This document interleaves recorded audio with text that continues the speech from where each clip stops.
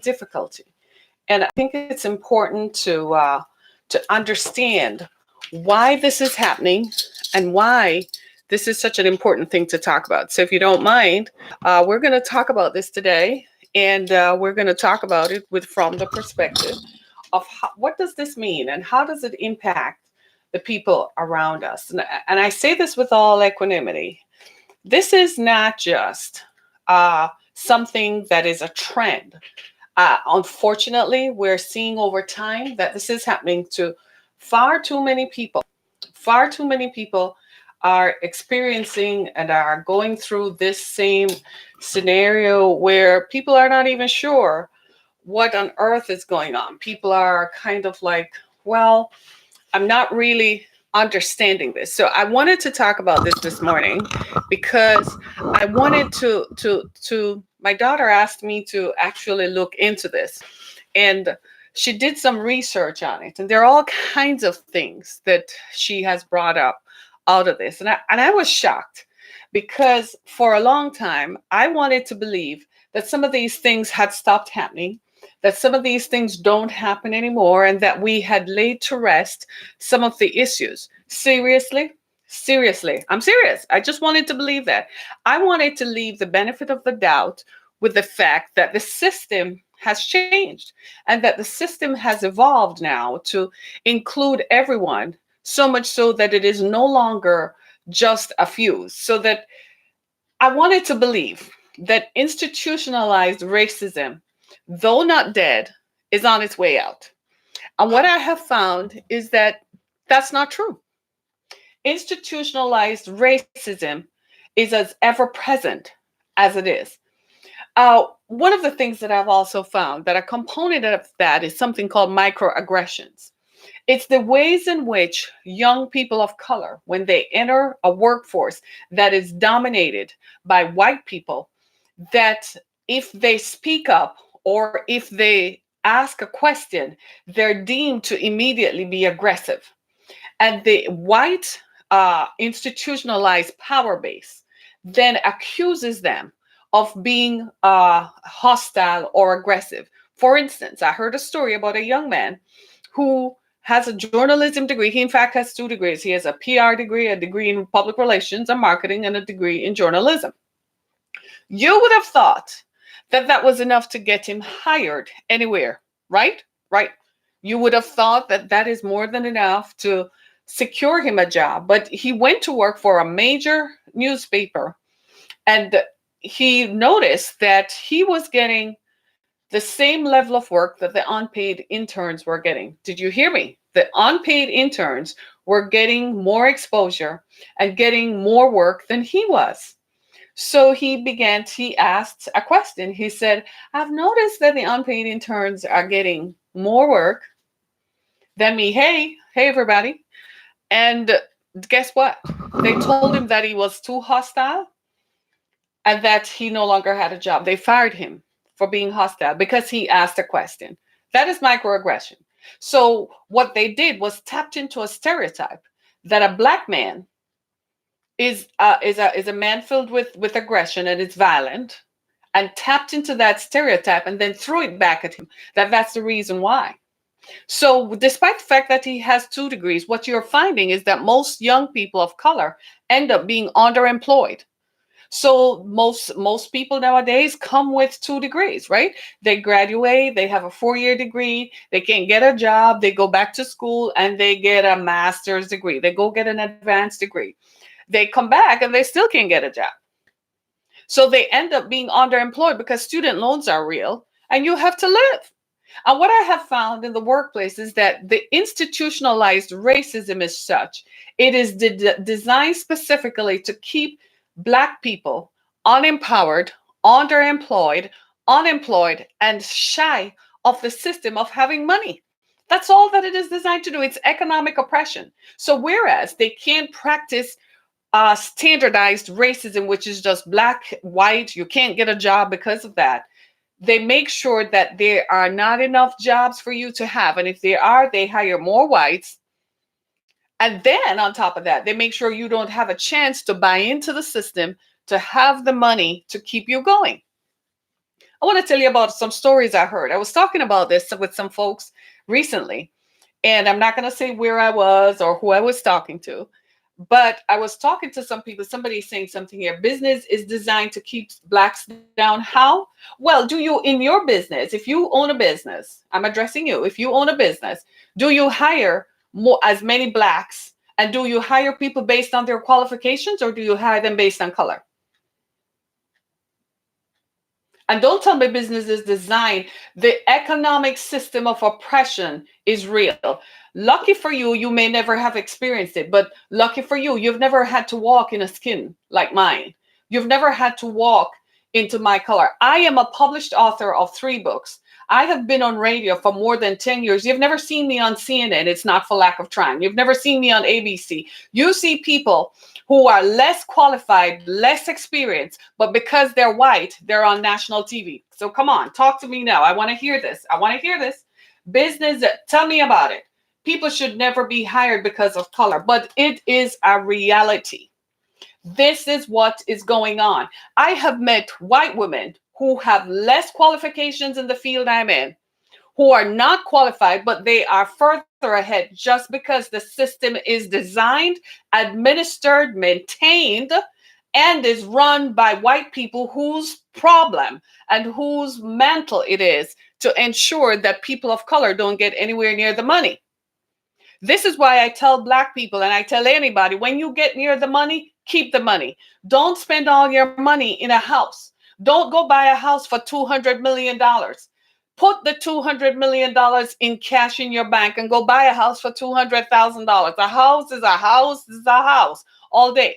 So I was going to tell you some stories that I heard recently in which we talk about microaggressions. I heard a story about a woman who worked at a chain store, one of those big box grocery stores. She worked for 34 years. She was hired along with whites at the same time. All of them, everybody was promoted except her. All the white people who were hired with her are now in senior management positions.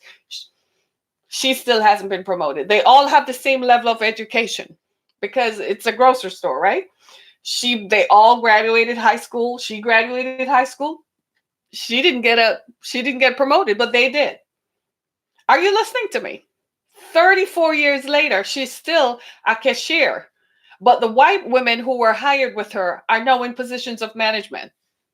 And they all have the same level of education. If that does not scare you, and if that does not typify and exemplify what I'm talking about, I don't know how to help you.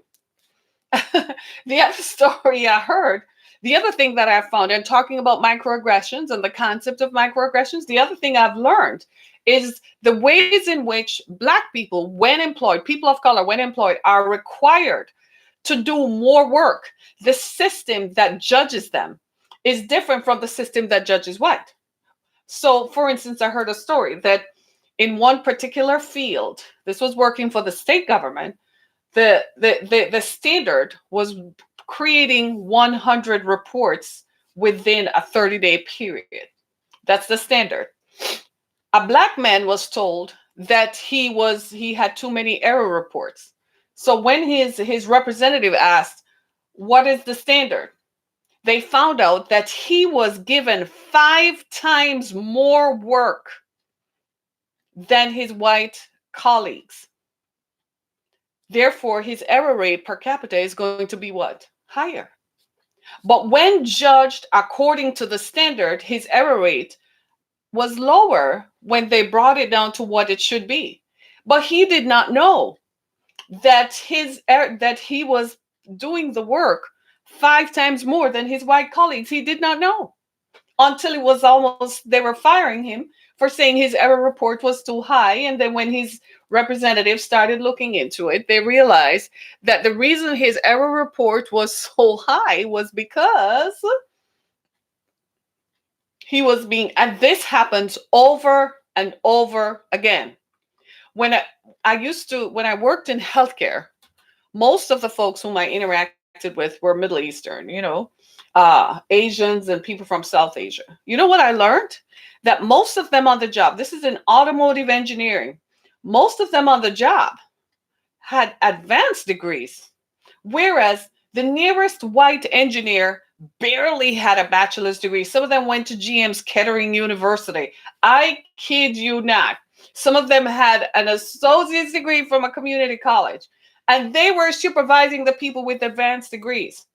In 2008, when GM was about to crash, all across the board, the people who were sent home were people of color, whether they were Asian or black. But white people kept all their jobs and got the best severance packages.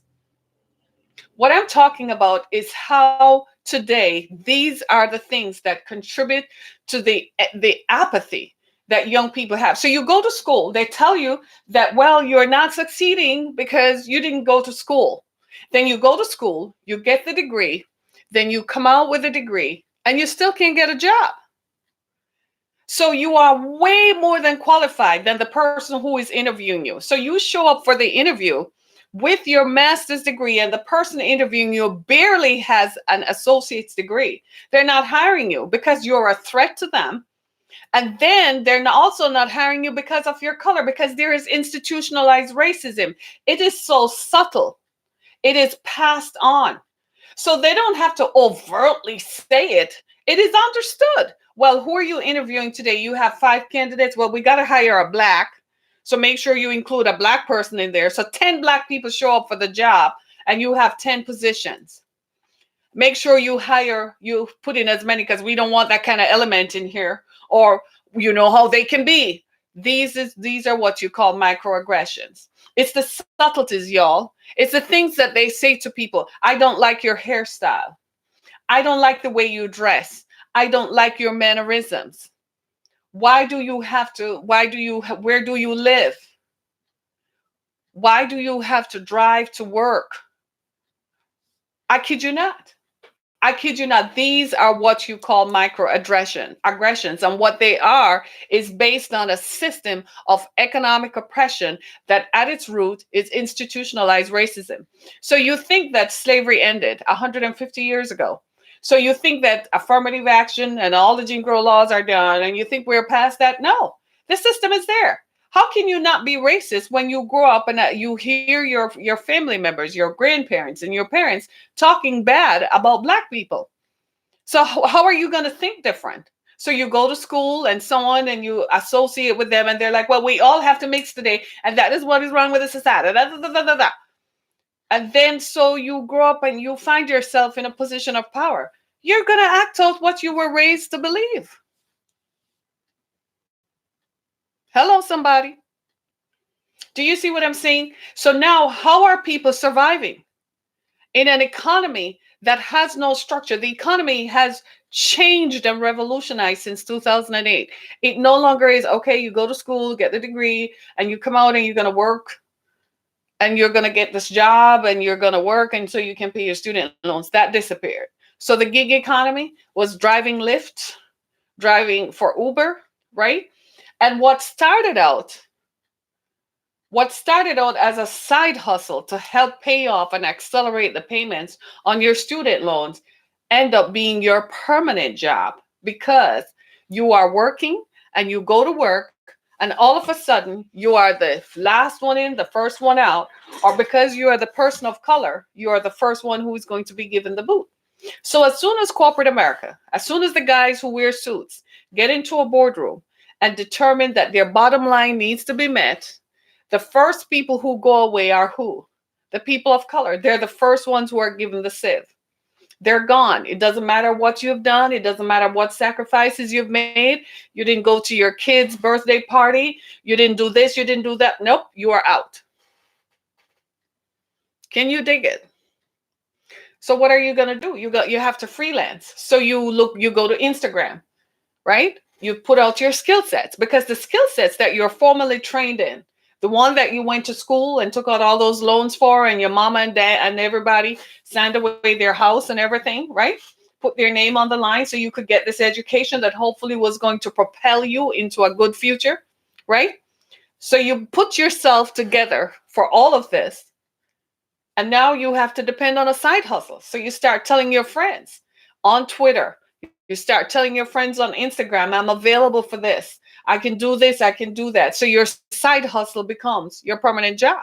So you still end up living with your parents. because your side hustle does not give you a pay stub. Look at the system of economic oppression. For you to be able to rent somewhere, you have to have what? You have to have a pay stub. How are you going to get a pay stub from your side hustle? It's not going to be enough. For you to get some serious money from Lyft, that means you're going to have to work it 24 hours a day or 18 hours out of the day, right? So you need a pay stub to go show that you can rent an apartment. You need a pay stub to take down to the car dealer so you can buy a car, right? Isn't that true? Mm-hmm. And you need to be making your payments on time so you can get an increase on your credit line, right? Am I correct? Okay. So now you have no choice but to go work the side hustle. So everybody has become a freelancer because it's the only way to survive. I saw, and you're going to tell me that there are exceptions to the norm, and I'm going to tell you why those exceptions exist.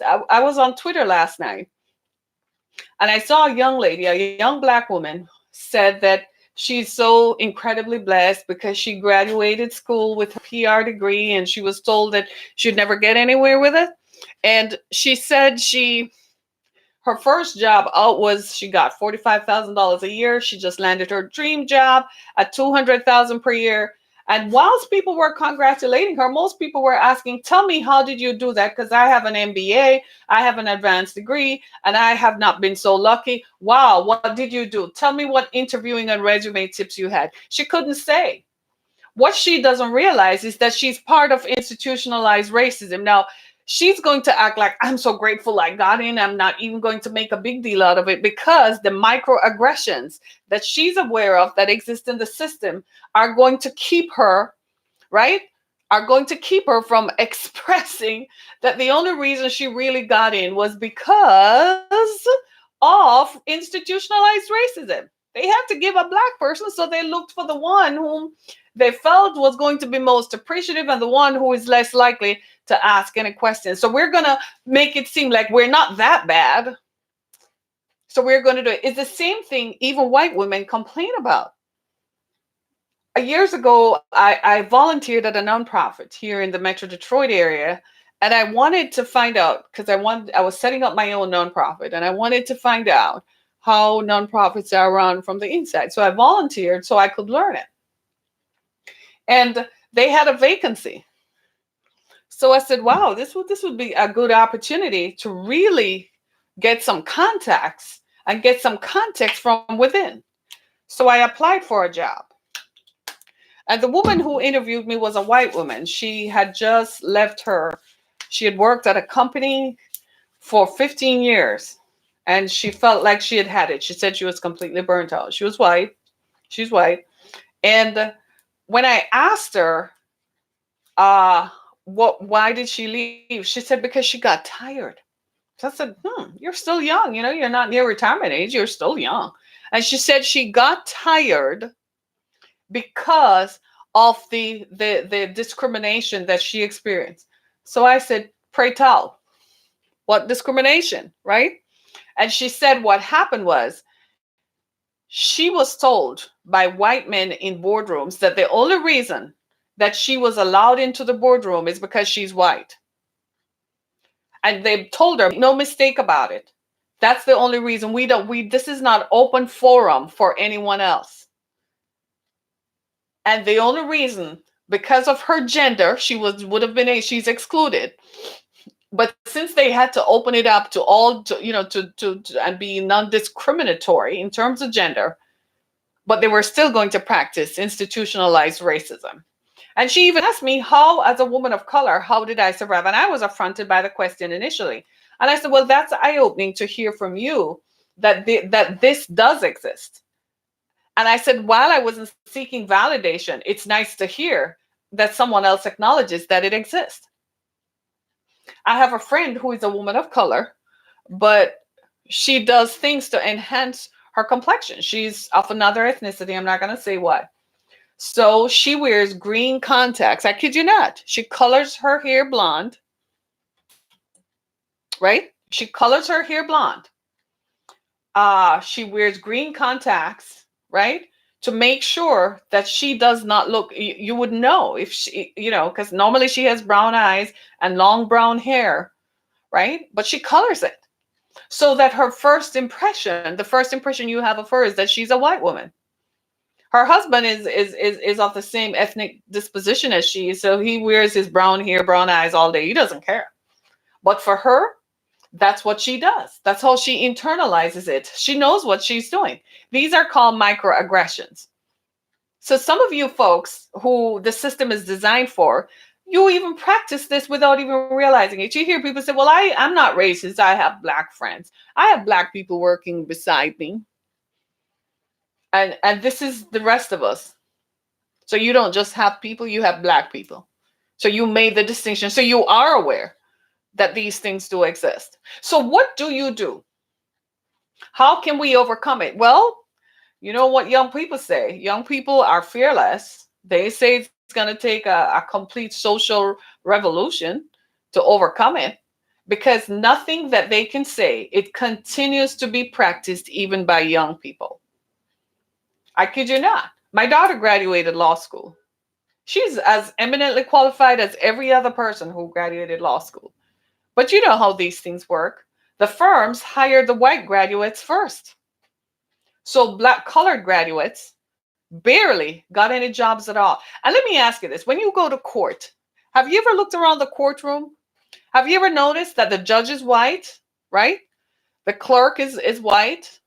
The prosecutor is white. Most of the attorneys are white. Have you ever really looked around the courtroom? How many of them are colored? How many Hispanics do you see in the courtroom? How many other ethnicities do you see in the courtroom?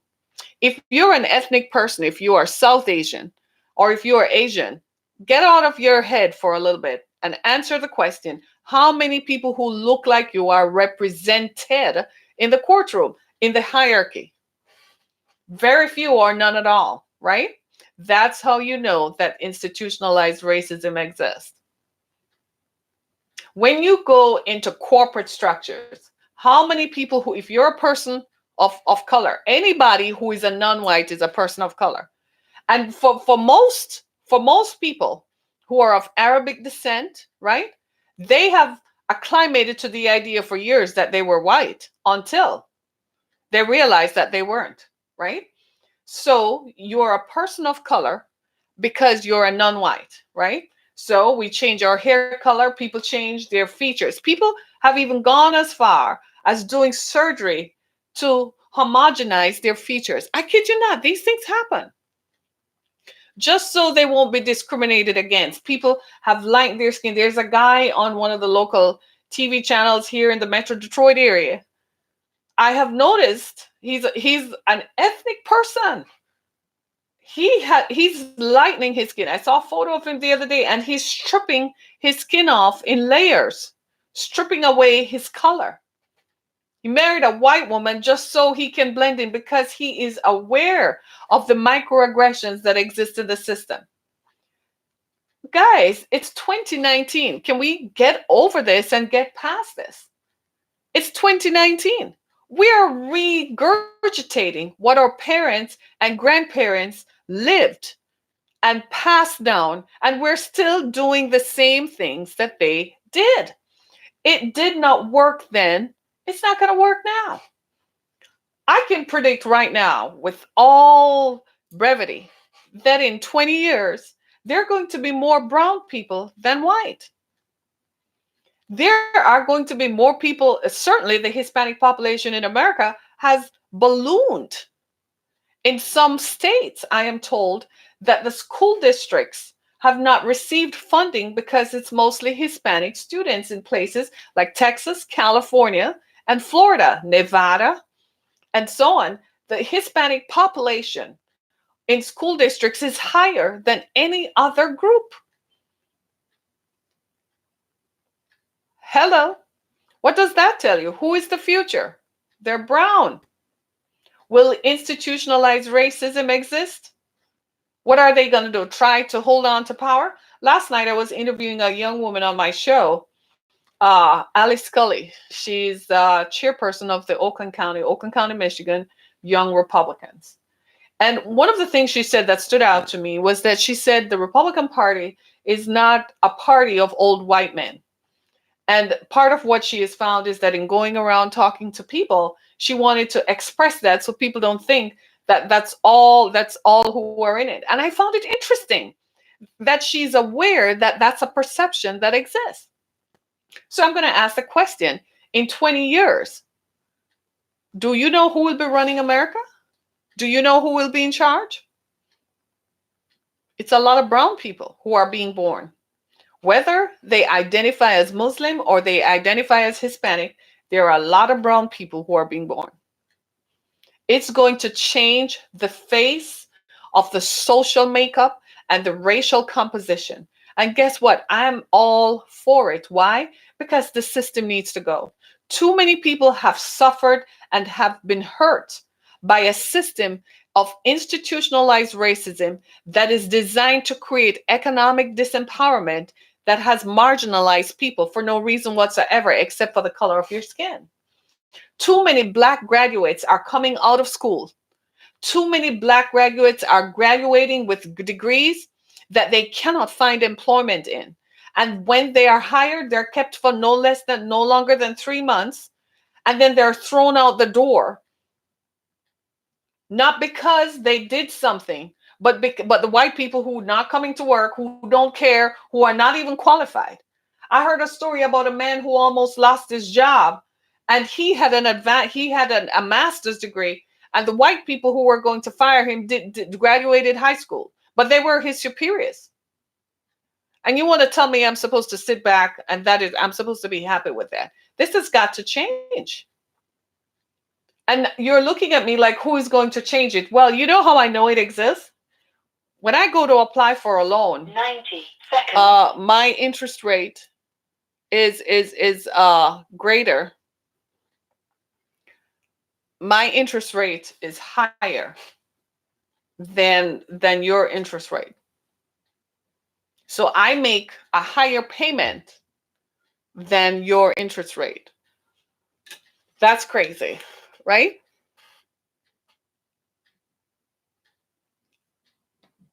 Right? And thank you for using and I kid you not. 60 seconds. This is the stuff that people are continue to talk about, and people continue to talk about. Let me read you something. Employers require strict qualifications for menial entry-level positions that provide no health benefits, retirement policies, or room for advancement. Are you guys hearing this stuff? Are you guys hearing this stuff? And when you read stuff like this, it makes you wonder. It makes you wonder, where is all this gonna go? You know, what are we doing here? Let me read some more facts to you.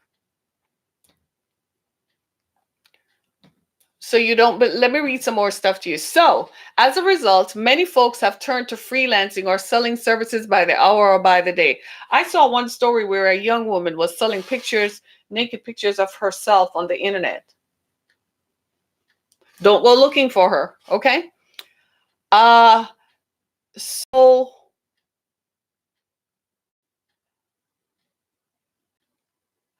So let me ask you this. So I've been a freelancer for 10 years. I have had to adjust my standard of living significantly. When I lost my full-time job in 2011, and it's almost as if the rug was pulled out from under my feet. I didn't lack qualification in the field I was in. Once I was out of a job, I could not re-enter the marketplace. I couldn't find anything, couldn't re-enter the marketplace. It was like boom, over. I turned to freelancing. So I began consulting. I'm one of those persons who believe in multiple streams of income. So while I worked full-time, I had my consulting gig on the side. So when the full-time job went, I needed the full-time job so I could qualify for loans, right? And you needed to live somewhere. So to prove to a prospective landlord that you can pay the rent, you have to have a pay stub. Well, I needed somewhere to live, and I had to produce my my bank statement in order to find somewhere to live. I kid you not. I had had a car and I couldn't make the payments on the car, so the car was repossessed. And the funny thing about it is the car was repossessed like I had two more payments to make to own the vehicle. And they repossessed it because I was late on the payments because the payments were high.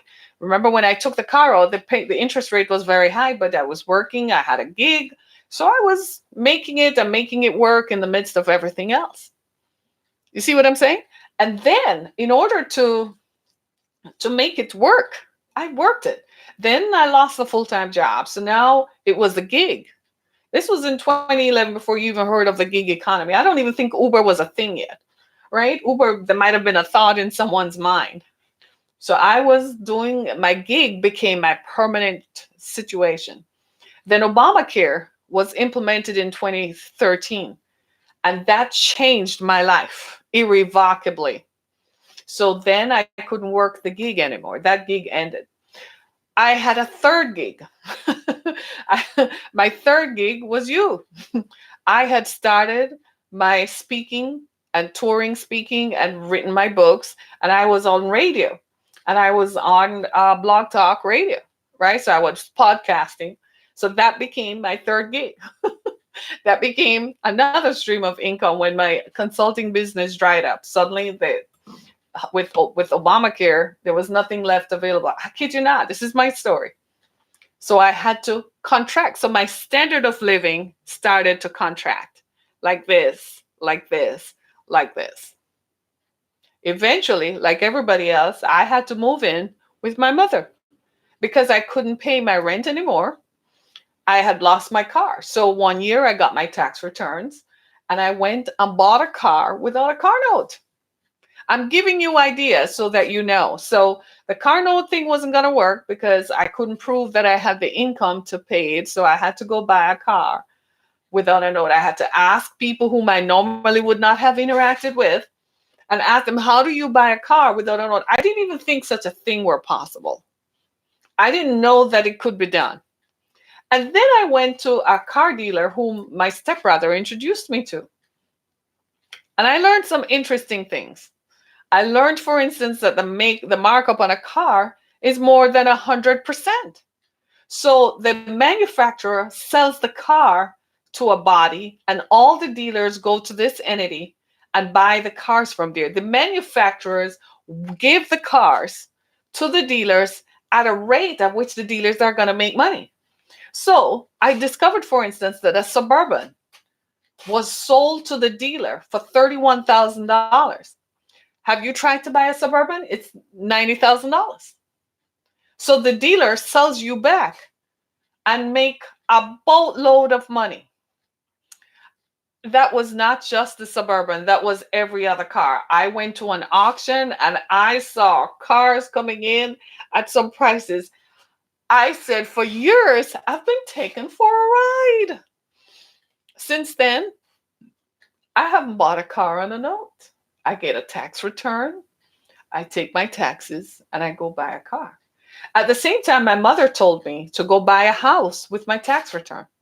I didn't believe her. I told her, no, I'm not going to live in Detroit. The school district is bad, blah, blah, blah.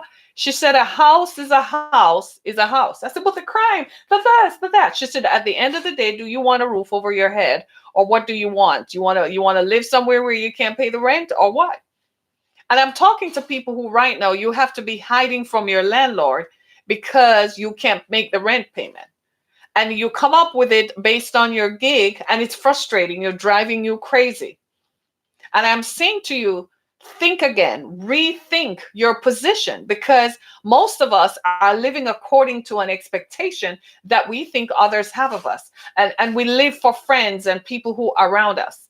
And so we find that we want to live in certain zip codes, but we really can't afford to live there after we lost our full-time job. So you have to start rethinking. You have to start thinking like a millionaire. Millionaires think different. Millionaires don't think, having a millionaire mindset is not what people think it is, right? So you think that having a millionaire mindset means you go buy a house for $1 million. A true millionaire does not think like that. You think of buying a house that you can live in, and then you keep the money in the bank. So that's what you need to figure out. You need to say, here is what I can really afford. So you have to be true to yourself. I had to come to the place where I said, I have to be true to me. What can I afford? This is what I can afford to live. So I had to adjust my lifestyle. So I couldn't tell anybody. I didn't want to tell anybody I lived in Detroit because I felt ashamed. I'm like, oh my God, people must think I'm poor. People must think that something is wrong with me. And then after a while, my paradigm changed. I'm like, I don't care if that's what you're going to think of me, then I don't need you in my circle.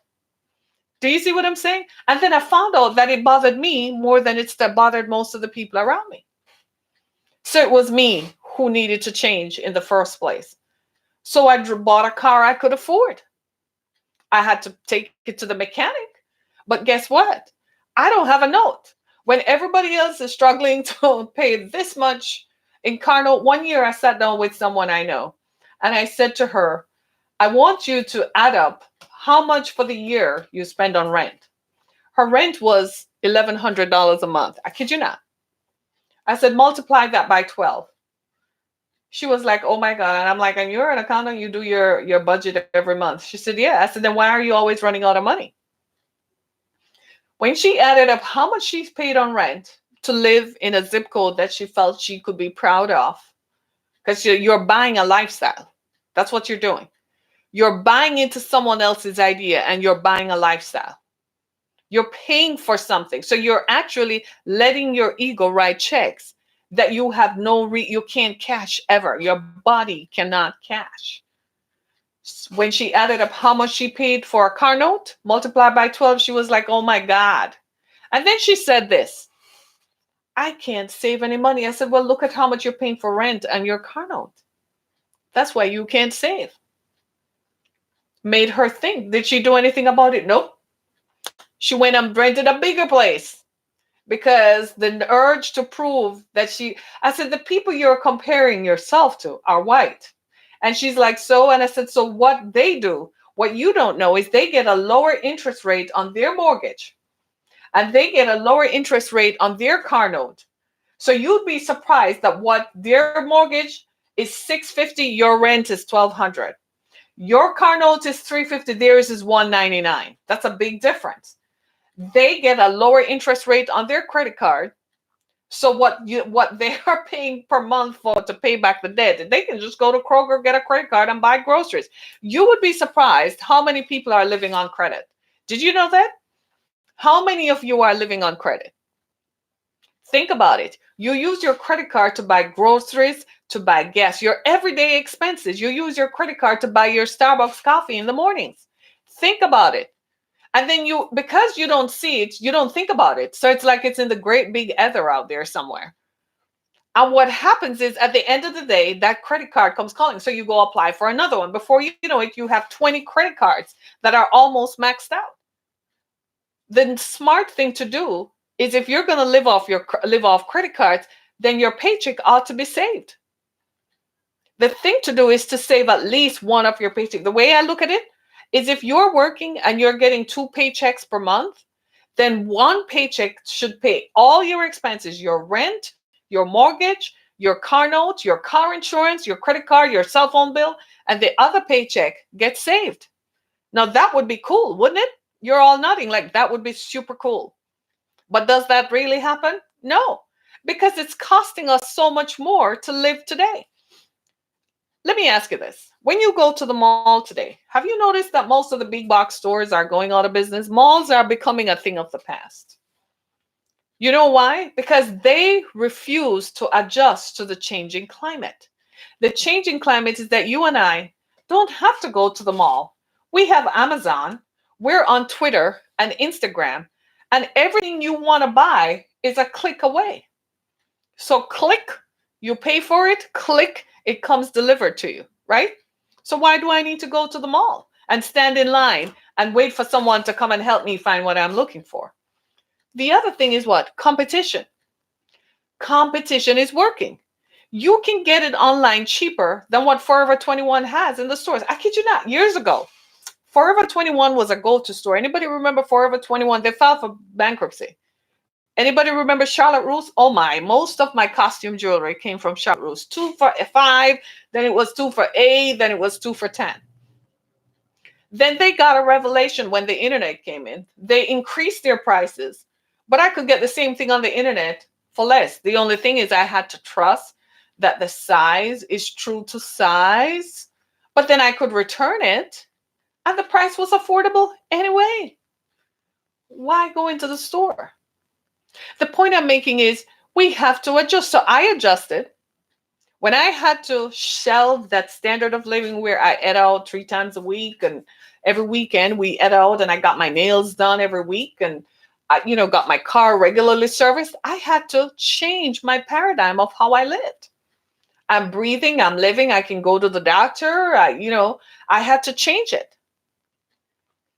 I look fleeky all the time. My hair was always, done. Yeah, because I could afford to go see the stylist. I had to adjust. So I found that I spent more time investing in the digital part of my life because it would reap benefit. It gave me name recognition. And you, for instance, will tune into my broadcast. So I'm encouraging you, don't wait for the axe to drop, even if you're white and you think, well, I work there, they're probably not going to fire me, I'm going to have this job. I see too many young white people who are still struggling to make it.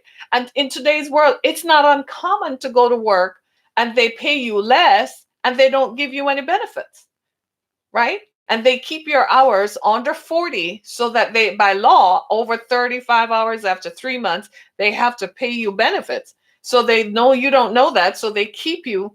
And as soon as the 3 months happen, they kick you out. How many people have relocated to another place because you got a job that was going to pay you more? And then after a year there, they fire you. How many people has that happened to? I've heard that story over and over again. Is it worth relocating? You need to have a side hustle. So for those of you who have not developed your side gig, let us know what your creativity entail. I had to adjust, and I am so glad for Netflix. Man, it's way cheaper. I had to adjust. I went and got a shelter, set up the shelter and all that kind of stuff, and started making sure that I could provide services. I had to rethink the way I did it because of institutionalized racism. I could not get the grants that I applied for because the system was administered by white men and white women who were not going to give this young woman of color the power that money would bring for me to continue to bring relief to victims of human trafficking. I couldn't begin to tell you how many I applied for grants from the state. They gave it to all their friends who were white and institutions run by white people. And somebody had to sit me down earlier this year and say, Harriet, stop beating up on yourself. You're not doing anything wrong. He said, there's nothing wrong with your program. It's nothing wrong with your wording. It's nothing. All that it is that the people who are making the decision about giving you the money are white women. And they're not going to give you the money because of that. Who is this? Hey, hello. You just got here, right? Can you believe it? So I am saying to you, you don't stop anyhow. Keep on doing it, right? Keep on doing it. There are other ways to make money. Go and find them. Do more and more research. Ask Google. Google knows everything. Right? Do you need a phone number for your business that you don't want? Because you said, I don't want to give out my cell phone number. Then I found a system that would answer the phone for me. Cost me $39.99 a month. Then I found another way to do it was just to get a Google phone number. I kid you not. I'm just saying. Right? Then I didn't want people to know where the shelter is located, so I couldn't put that address out. I had to go be creative and get a box. Had to file my taxes just the same, right? And keep myself as a corporate person. My friends, right? The system is there, okay? And if you're white, go for it. And if you're black, go for it. And if you're Asian, go for it. If you're Hispanic, go for it. We have to tear down these strongholds and tear down these walls that is creating inequality. The time for economic inequality is long past. It's over. It's gone. But our children and grandchildren and I are still suffering from the remnants of it. I can't begin to tell. The other day, I went somewhere to speak, And someone said, "My God, you're so knowledgeable and so informative." And I said, "Yeah, I know what's the next question." I said, "I'm not white. That's why you haven't seen me on CNN or CBS." Think about that. So many times you look at them and you're like, where these people come from? Who do they know that I don't know? Do you see what I'm saying? And this, I was telling you about this young woman who is black on Twitter, who was saying, "Oh, she's so blessed." And they asked her, "How did you get the job?" And she said, "Networking." And people were like, "Girl, I network. I go through my fraternity. I do all of that. I go through my sorority. I go through all my alumni of high school and so on." She got in because the luck of the draw? No, she got in because somebody made a decision to put her in so that she would be the exact way that the system says, "No, we don't do that." And she might be aware of it, but she can't explain it because the rest of us know that that's what it is. It's crazy. And it has to stop. This is just total baloney and craziness. And I've even heard people of color say, "Well, that didn't happen to me until," and I'm like, this is me. Until it happens to you, you won't know, because I was that person. Because, like I said, I had a full time job and I had my side hustle. I was making it. I was making 70,000 a year. I was good. I didn't know that there would come a time when I'd have to live on 15,000 a year. How do you go from there to that? So I had to reorganize my own thinking and determine what is good. Do you want shelter from the rain? Do you want shelter and heat from the snow? Or do you want to go show off and big pimping on everybody else? So when I met people, I said, "This is me. This is who I am. If you're not going to like it, then keep it moving, because I don't want people who are unreal around me." So if living in a particular zip code is what you use to determine whom you should associate, I said, "Forget me. I'm not the one." I kid you not. I said, "This is where I am. This is what I have." When I met my ex-boyfriend, I said, "If money is your thing, I don't have any money. So if you want to be with people who have money, then I'm not the one for you." I told him straight up. He laughed. He was like, "Whoa." And I'm like, "Mm-hmm." So I don't want it to come back and blow back in my face that, well, she does. I said, "If you want someone rich, I'm not it." So because and I told him why. I said I had to change my paradigm based on what, and he could not. He, at the time, he didn't say anything, but after a while, he told me the same thing had happened to him. So he went back and developed his family business, so he can never be unemployed again. Because when it hit him, what he did, because until he met me, he didn't realize I put into words what his experience was. Somebody is writing some comments. All people are great regardless of color. Yeah, I like when you guys say that, but you know what I want? Am I trans? No. I wouldn't want to hire anyone with the attitude that I'm trying to keep them down. You can't just show up to work and expect a promotion. Listen to this. Sounds like institutionalized racism. They were looking at the quality of work, not quantity. A degree alone doesn't make you a better employee. Institutionalized racism. I've changed my picture, but this is so true. White, straight men are the first to go. That's not true. A woman, that could be true in some cases. A woman of any color with the same qualifications will be hired before a straight white man. We need to talk about that. Do I like AOC? I don't know that I like her. I don't think she says everything that is right. Some of the things are too way out for me. I set up a nonprofit to make money. I set up a nonprofit to serve people. Making money is a side issue. There were people, I began to ask myself, if this is happening to me, it's happening to other people who can't help themselves. So I try to help other people. I'm 28 with a family, me, my woman, and my son. I can't find a job. I'm trying so hard to stay up. I am going to pray for you. I identify as a green man. I'm a minority. Are you making fun? Right? The only way to take this country back is the same way it was token. Oh, man. I'm feeling this. People are scared. What are you going to take back? Yes, take it back. Why not? The system isn't designed for black people. You owned it to take it back. Social revolution is going to work. Us greenies are kept down.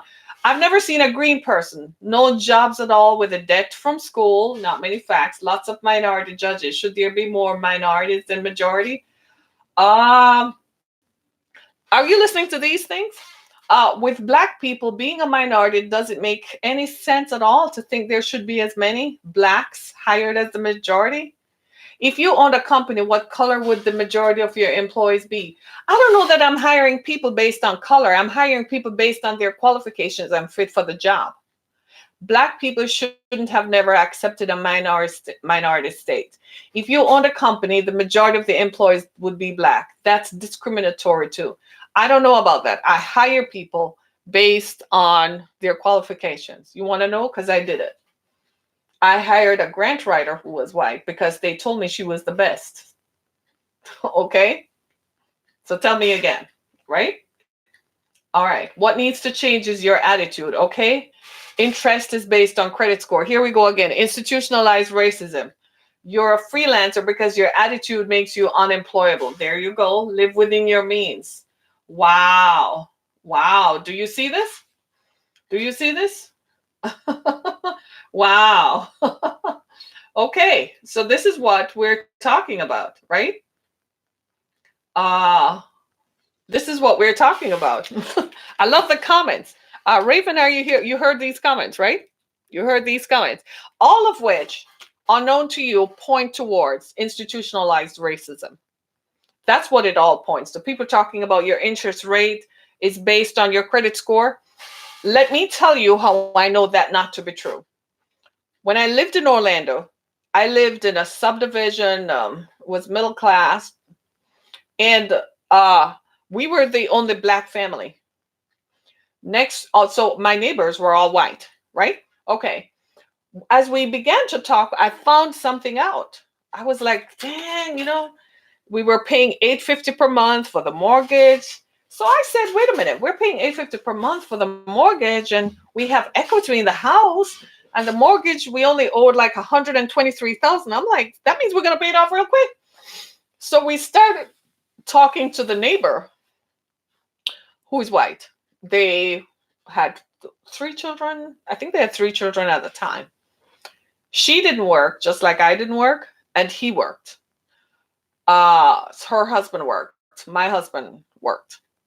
So we started talking. You know what I found out?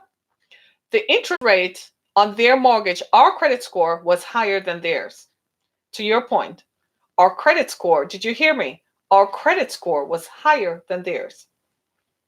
Their interest rate was lower than ours. Their mortgage was what? Say it, lower than ours. We were paying $850. They were paying $550. A $300 difference. I said, so what's your credit scores? They told us. I'm like, excuse me, mine is higher than that. We called the mortgage company. I accused them of discrimination. I told them flat out. They redacted that so fast you would not believe. And what we had been doing in order to pay the mortgage off, we started making 2 payments per month, right? So we were made because we wanted to pay it off really quickly. So what my ex-husband said, well, he said in the middle of the month, send in the interest payment and then make the principal payment. And when we did that, it cut it down. They redacted the payment. So to your point, okay, that's not enough. We went to, he wanted a Toyota 4Runner. I had a Toyota Camry. We went down to the Toyota dealership. And they wanted to give the 4Runner that he wanted. I didn't like the payments. The payments were going to be $369. I'm like, I'm not paying no $369 for no car. What is the interest rate? I'm like, we're not doing that. Not doing that. Sent the neighbor down there to get it. He was going to walk away with a payment less than $250 because the interest rate. So I called the finance company. And I'm like, you fools. I sent my neighbor down there to go find out. And you are discriminating. I kid you not. So when you tell me that interest is based on credit score, everybody, you need to go ask your neighbor how much they're paying for mortgage. You live in a subdivision. If your neighbor is a colored person, go ask them how much they're paying for mortgage and do the comparison. And I'm just going to step aside.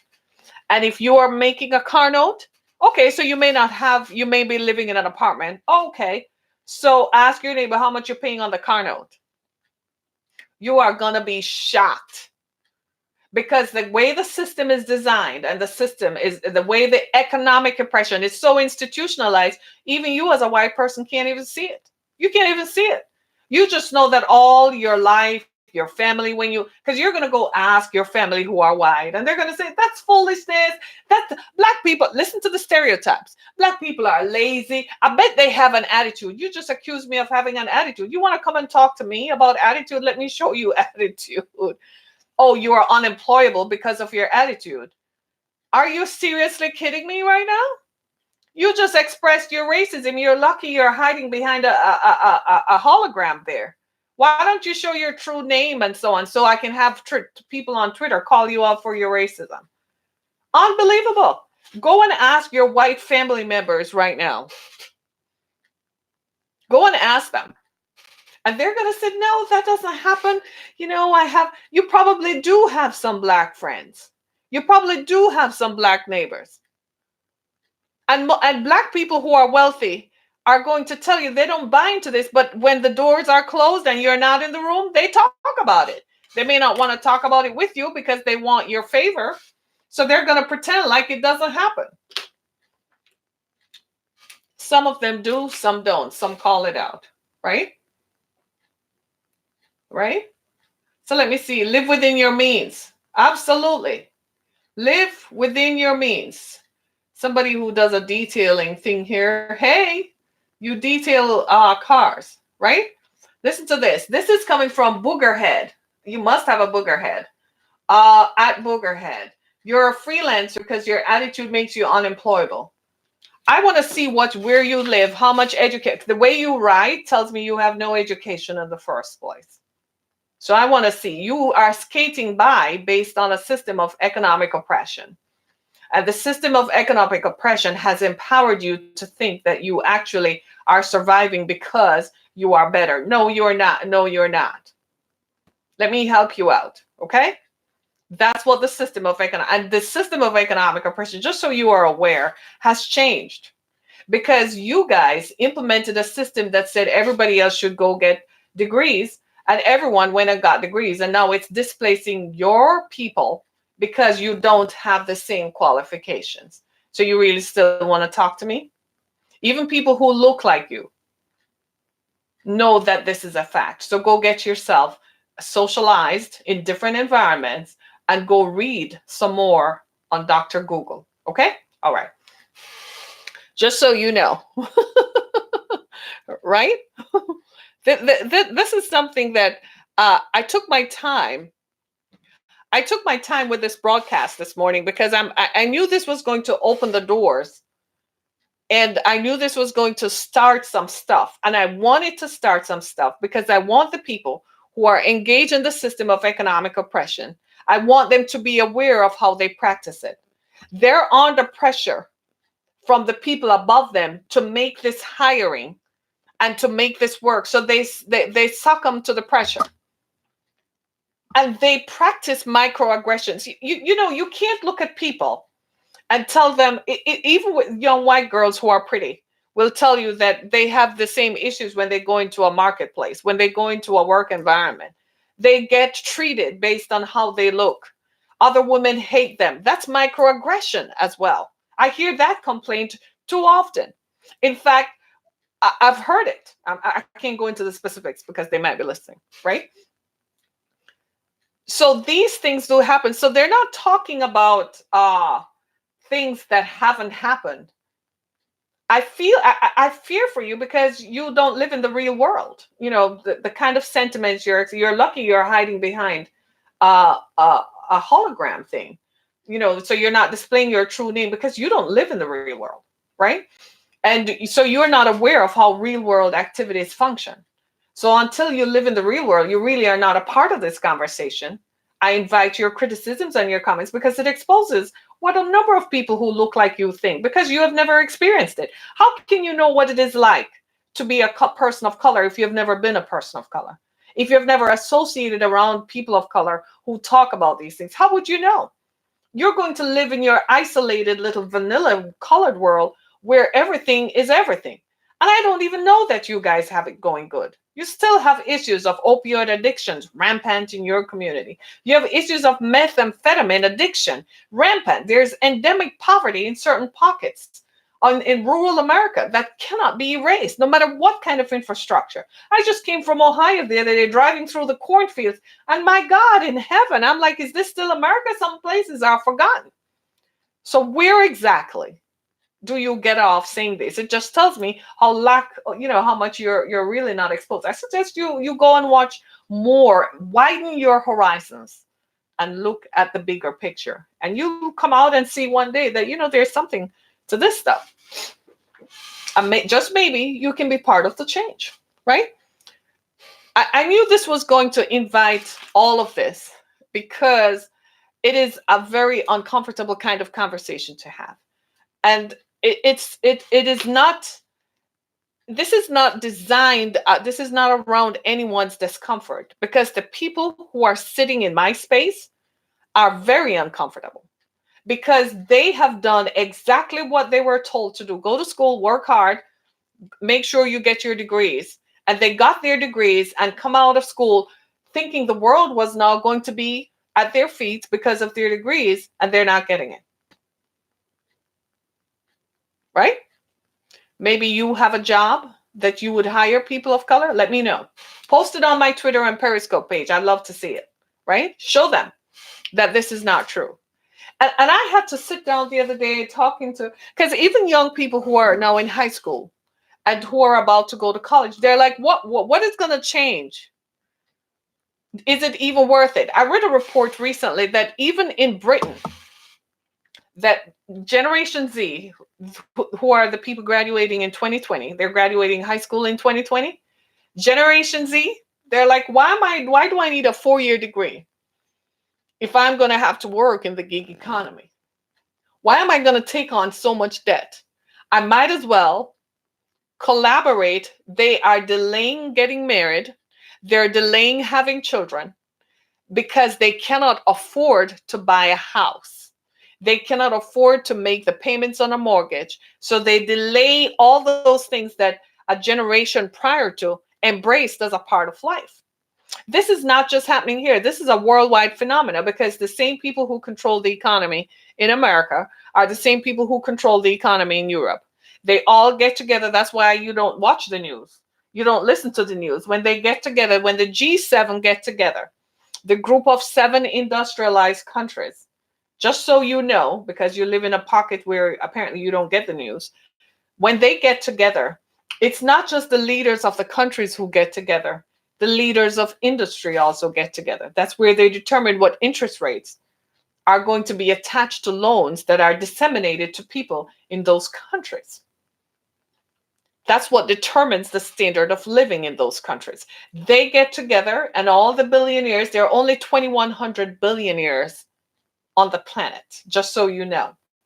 Recently, I read on CNN that China now has more millionaires than America. I don't believe that because China fuddles the numbers. There are now 100 millionaires living in China and 99 million in America. That doesn't sound right because we know China doesn't plays with their numbers. They may have 10 millionaires living in China. You don't know for sure. There's no standard to measure it because they're never going to tell the truth. So anything they say, you take it with a grain of salt and keep it moving. That's information that you need to know. Right? So the people who are making the decisions, they get together and they determine what economic policies will benefit them, their industries, and their companies. Then it is a trickle-down effect. That's how the system of money is run. Just so you know, right? Okay. So when that happens, that determines what happens to the rest of us. Who controls that? Who are the architects of that? Who are the people who make that happen? That's where the facts are. And that, my friend, is how the cookie crumbles. That is what we need to know. And when you know that, then you have a pretty good understanding of how the system of money is run. Now, at this level, you're fighting against me because your perception is about color. But at that perception, it's about money. Of the 2,100 billionaires on the planet, Two of them are African. They're from Nigeria. They own oil and so on. There are a number of them from India, right? There are a number of them from India, and there are some from China. I think there's only one from China, so they might be feeling some issue about that, right? But there are people of color amongst the 2,100 billionaires. At that level, what matters is the color of the money. Is it green? Is it gold? Is it silver? Is it diamonds? Or is it platinum? So you, at this level, to show you how it is, they create a proletariat system where the people fight against each other to achieve supremacy. And they sit back and watch it happens because it's their money. As long as it doesn't affect their money, they're good. So keep fighting against people of color. All you're doing is perpetuating a system that is making more money for others and they're enjoying it. And you're still here fighting about color. I don't have time for you. You need to go get educated. Right? But do you see what I'm saying? And this is how the world is run. So the question I like to ask people is, what role are you going to play? Is it time to cooperate? Maybe. Because the system of money is run by people who have a better understanding of money and the systems that make it. And they take every advantage of it. Doesn't matter what color their skin is. They find tax havens in Delaware. America is the biggest tax haven ever. We have more tax protections for wealthy people than any other country on earth. And America provides for that so that people who are wealthy in America, they can take their money offshore and go invest it somewhere else. Did you also know that? So while you're here telling me that my attitude makes me unemployable, how much money do you have? Because if you really had money, you wouldn't be there. There you go. Right? Go think about that.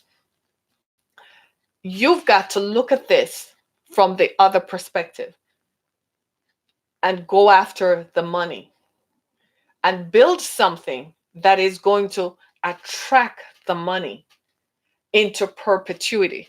I kid you not. When I look at sports athletes, I have nothing against them. I look at actors and actresses and singers and performers, I have nothing against them. But when I see them living huge, I'm like, are you kidding me? Have you not learned a lesson? Take the money and go invest it in financial instruments. So you set up a system of money, making money into perpetuity. You don't sit here and make stupid decisions. Anybody can invest now. Do you have a stash account? Do you have a portfolio? Do you have a portfolio? I do.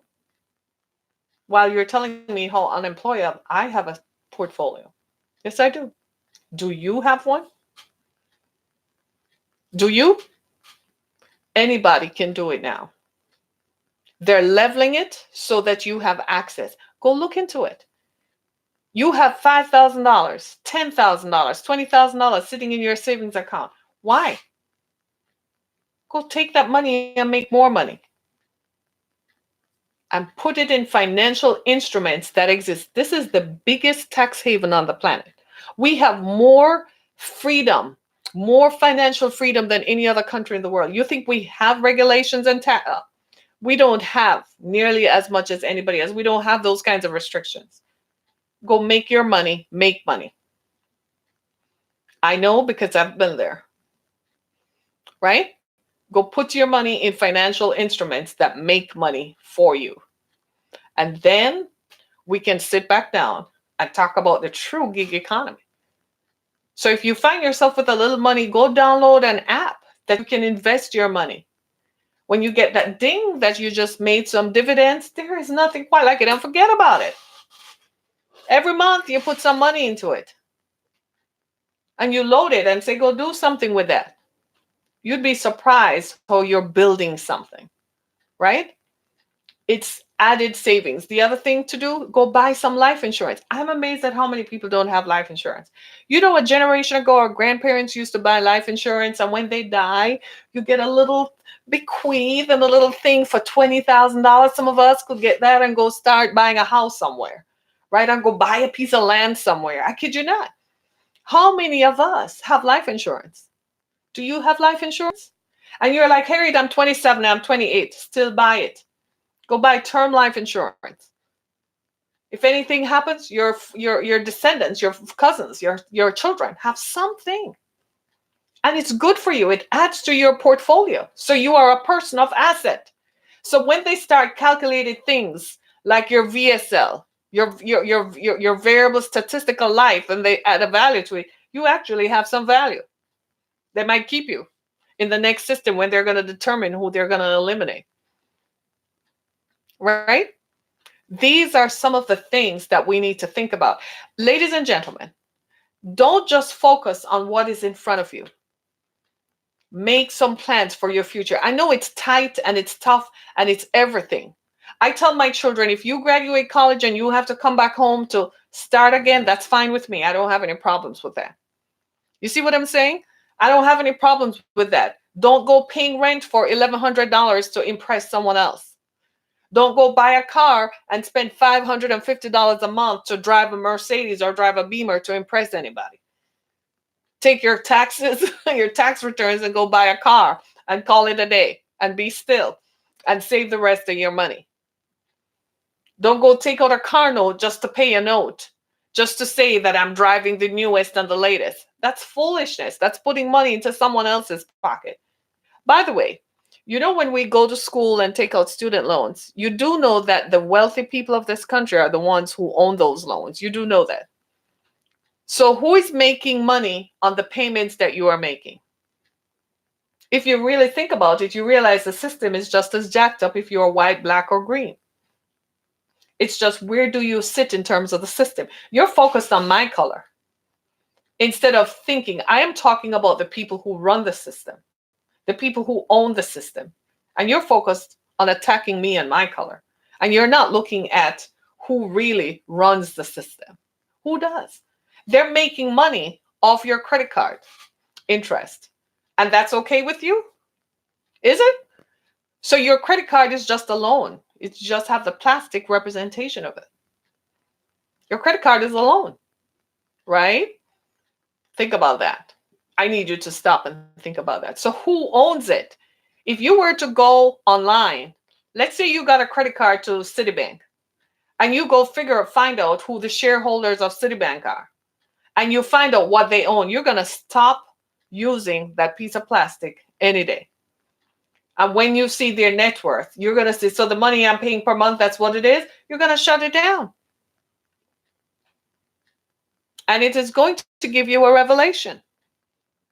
And you're going to see what the rest of us are saying. Do you see now? I know you do. Right? I'm done. That's it for the day. You want more information? You got to come back tomorrow. You want to hear more about this? You can inbox me. Ask me anything. I'm going to answer. And I'm going to tell you from what I know. I did learn this one thing.